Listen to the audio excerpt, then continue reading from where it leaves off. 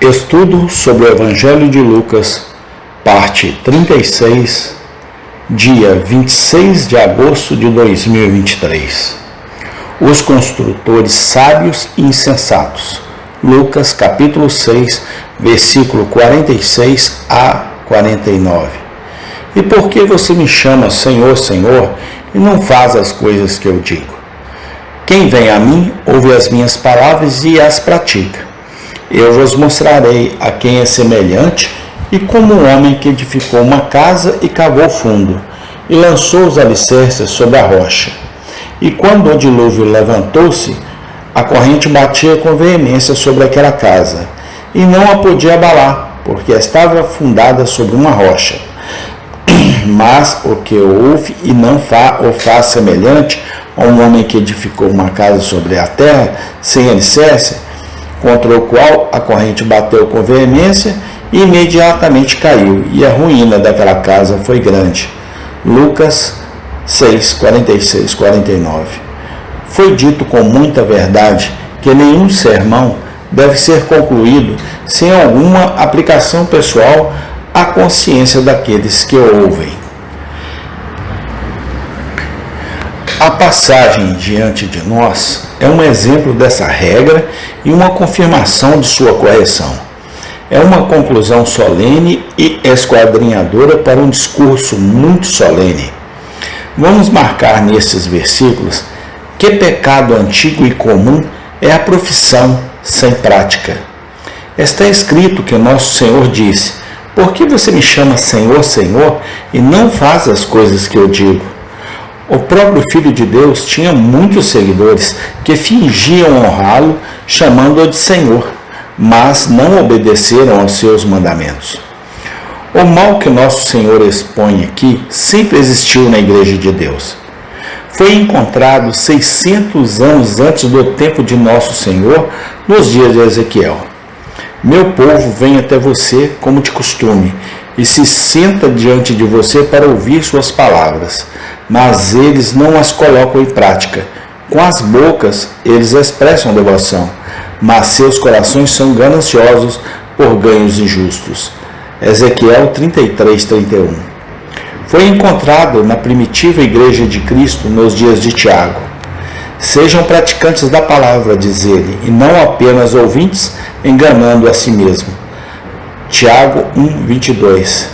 É uma doença que nunca deixou de prevalecer em toda a cristandade. É uma praga destruidora de almas que está continuamente varrendo multidões de ouvintes do Evangelho pelo caminho largo para a destruição. Pecado aberto é incredulidade declarada. Sem dúvida, matam seus milhares. Mas profissão sem prática mata dezenas de milhares. Vamos estabelecer em nossas mentes que nenhum pecado é tão tolo e irracional como o pecado que Jesus aqui denuncia. O bom senso, por si só, pode nos dizer que uma mera profissão de fé é uma forma de cristianismo, não pode nos beneficiar de nada, desde que nos apeguemos ao pecado em nossos corações e vivemos vida não cristãs. Que seja um princípio fixo em nossa religião, que a obediência é a única evidência sólida da fé salvadora, e que a fala dos lábios é pior que inútil, se não for acompanhada pela santificação da vida. O homem em cujo coração o Espírito Santo realmente habita, nunca se contentará em ficar parado e não fazer nada para mostrar seu amor a Cristo. Vamos marcar em segundo lugar, nesses versículos, que quadro impressionante nosso Senhor desenha da religião do homem que não apenas ouve as palavras de Cristo, mas faz a vontade de Cristo.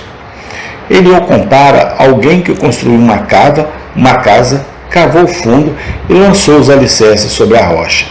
A religião de tal homem pode custar-lhe muito, como a casa construída sobre uma rocha pode acarretar nele dores, trabalhos e abnegação.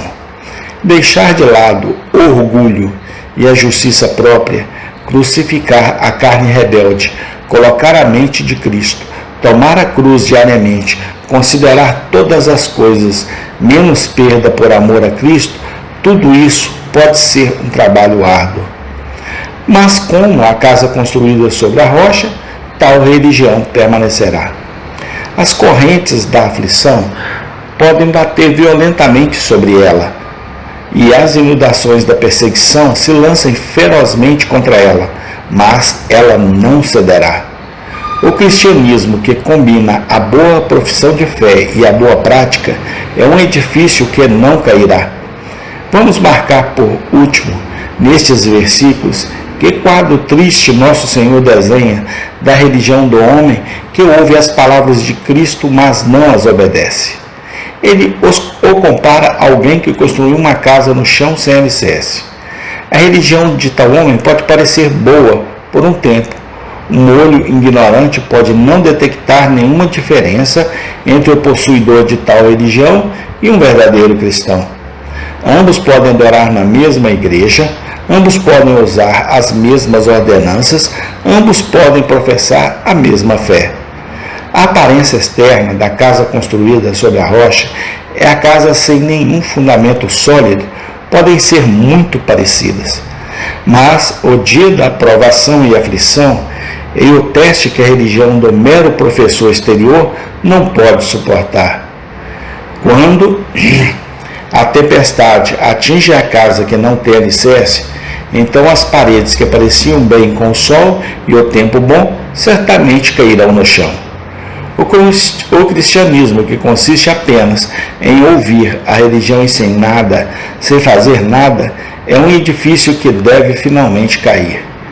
Grande de fato será a ruína. Não há perda como a perda de uma alma eterna.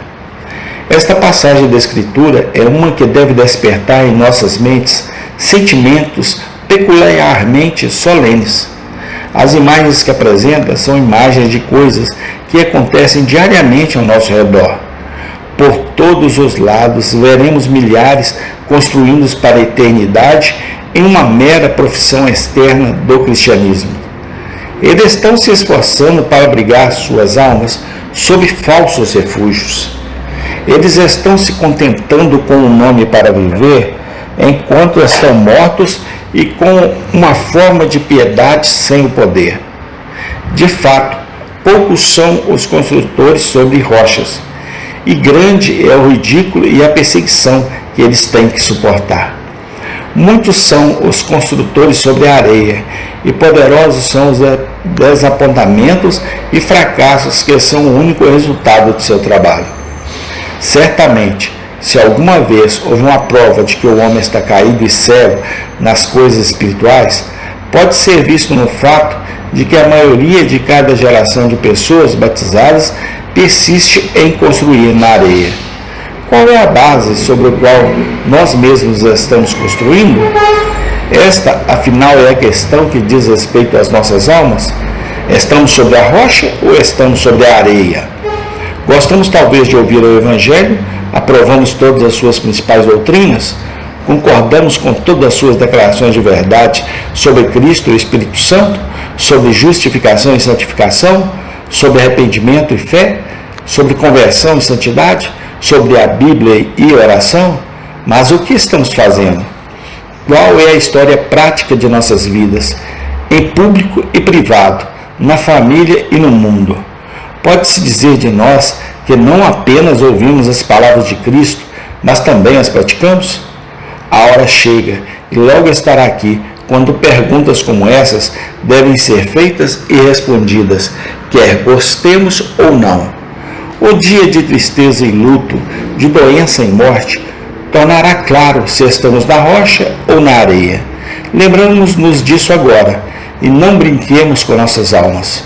Esforcemos-nos para crer e viver, para ouvir a voz de Cristo e segui-lo, para que quando o dilúvio vier e os rios baterem sobre nós, nossa casa fique de pé e não caia. Amém. Tem continuação. Senhor, louvado seja o teu santo nome. Abençoe o nosso sábado, ó Pai. Dá-nos a tua bênção, a tua graça e o teu amor. Visite cada lar, Senhor, que está lendo ou ouvindo este estudo. No nome santo do Senhor Jesus Cristo, eu lhe peço e lhe rogo. Amém e amém.